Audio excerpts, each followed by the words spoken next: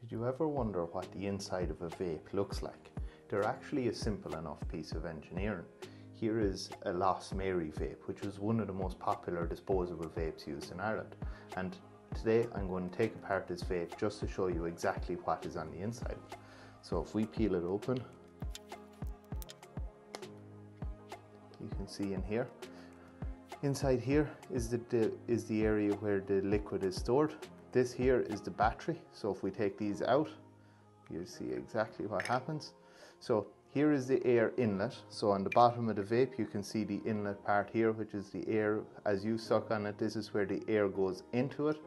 This is the battery that's used, that's the inlet valve there, and what happens is inside here the air goes up through this part, and inside here you will see, when we take this out, you will see the small little filter here. That is the actual part that burns it. So if we pull this off, you will see here, you'll see in here the little round coil that heats up to burn the actual chemical that's stored in here to produce the vape that comes out of the nozzle for it.